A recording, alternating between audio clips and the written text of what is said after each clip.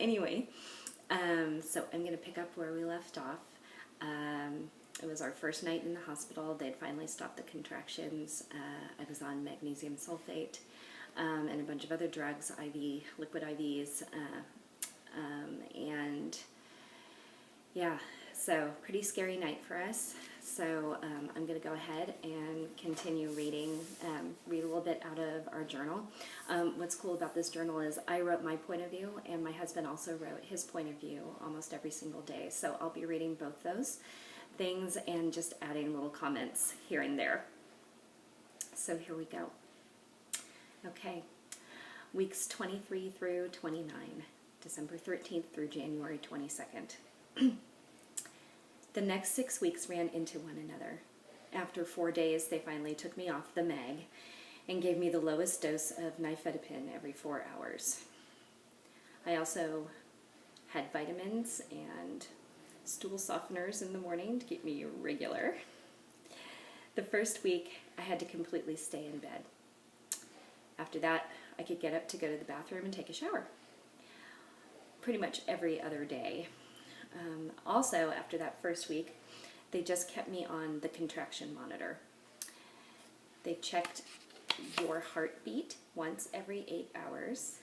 As a side note, the way I wrote the journal was I was writing it to our baby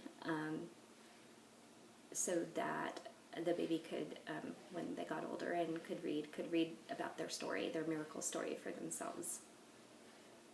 So, they checked your heartbeat once every 8 hours. 5 days after they took me off the antibiotics, I broke out in a rash. I am now allergic to penicillin. Yay, fun.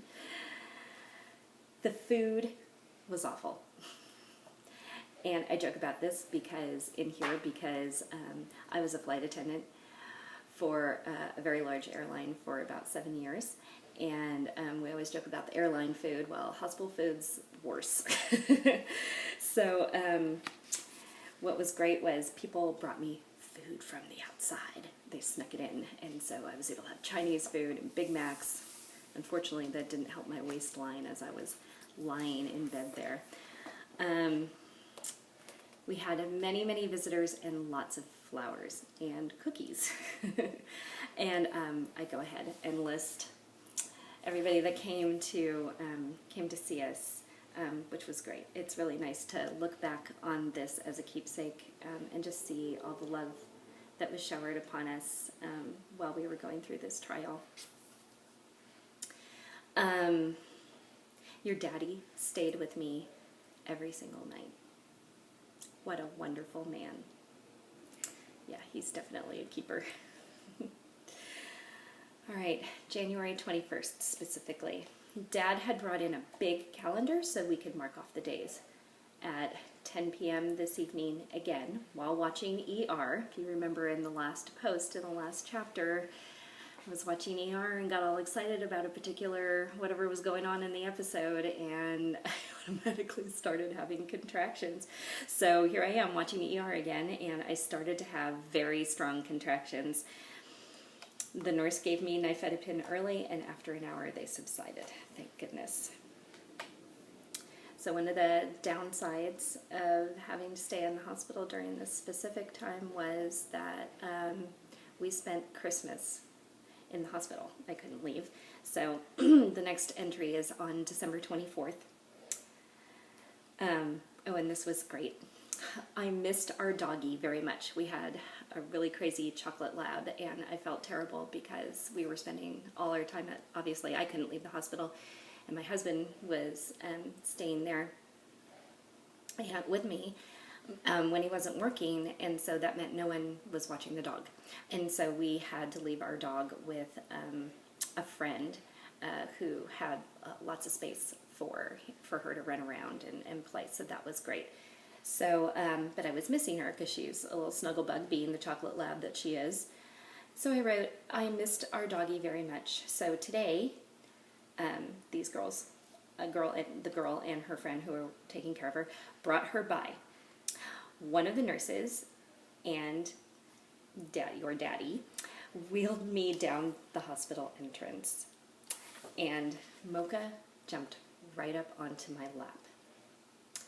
They wheeled me down in a gurney, and they brought her in through the emergency, hoping that nobody would notice. And she jumped right up onto the gurney, and she stretched out next to me and put her head on my shoulder. What a great Christmas present. My mom and dad came by that night to open Christmas presents. What fun. December 25th. Merry Christmas. I was put on a gurney again and wheeled down to the lounge, where I was laid out on a couch.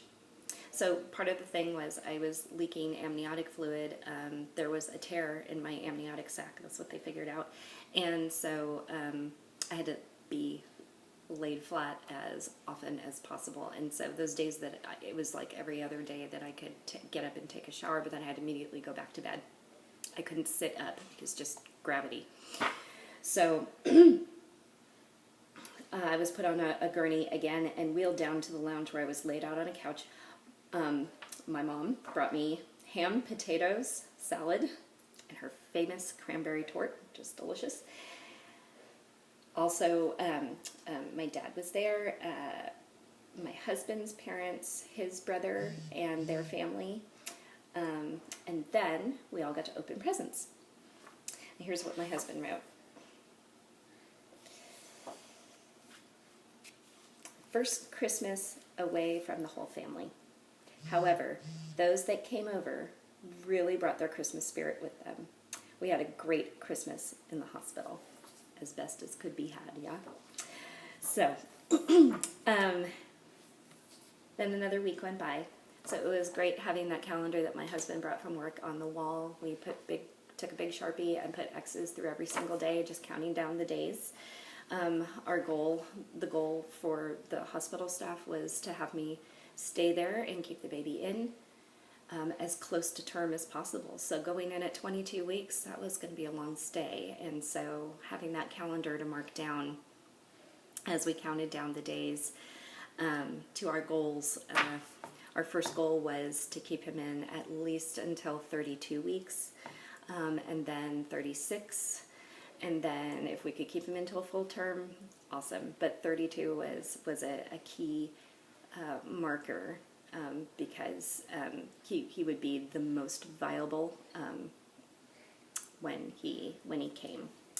So here we are now. Christmas has passed, a week has gone by, and now it's New Year's. So we spent New Year's Eve playing video games on our new Sony PlayStation. That was the first video game device that my husband bought. And he said it was so I wouldn't be bored in the hospital, but it was really for him. But our new Sony PlayStation watched old movies. At 11:30, we turned on Dick Clark and watched the ball drop to ring in the new year. This was 1999, or 98 going into 99.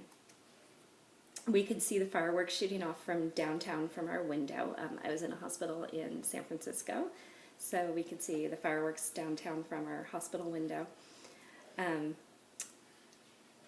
After I kissed your daddy, I said, "Darn, we're still here.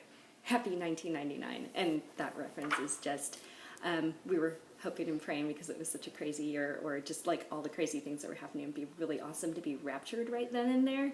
So, so I kissed him and I said, darn, we're still here. So, here's what my husband wrote. I crawled into bed with Mom and kissed in the new year. It was the next best thing to being home. I had my whole family together.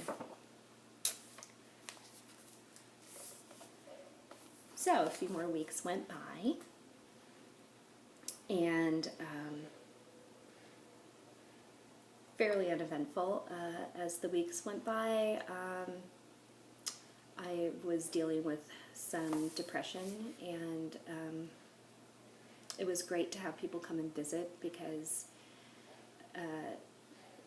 sometimes it just the monotony of doctors and nurses checking me every 4 hours, even when I slept. So I didn't sleep very much. It was just nice having people come and visit and just be able to have that connection with the outside world. I very rarely left my room, so, and I still had to lay flat. I had, our pastor came and visited me regularly, brought me tracts from the services on Sundays, and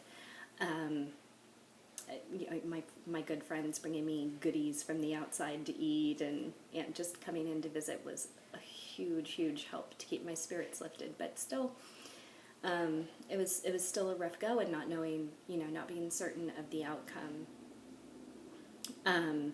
was really hard. So this next date is January 22nd. All in all, a fairly quiet morning. In the afternoon, I started to feel a little weird. I had minor contractions. By 5 p.m., they were really starting to hit. The nurse gave me a shot of terbutaline to stop the contractions. It lasted for only 40 minutes. Then they got a little nervous and moved me to the labor and delivery. They got me all hooked up to an IV of saline. Meanwhile, Daddy was making the necessary phone calls to tell people you were on your way. At about 8 o'clock, they tried to give me another shot of terbutaline, but that only lasted 20 minutes. I was having contractions every 5 minutes this whole time. A bunch of my friends and my mother and my mother-in-law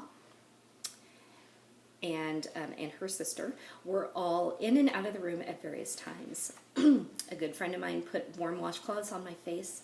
She really helped divert my attention for a while. I told her later she should have gone back to school to become a midwife. At about 10 p.m., they checked to see how dilated I was, but then there was nothing. They began to toy with the idea that maybe I was in false labor.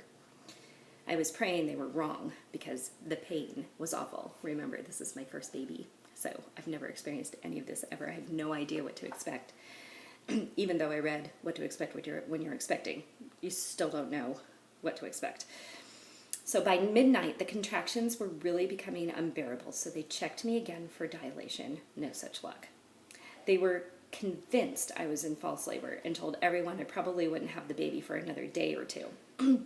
I had to beg for something for the pain, so they gave me a shot of morphine.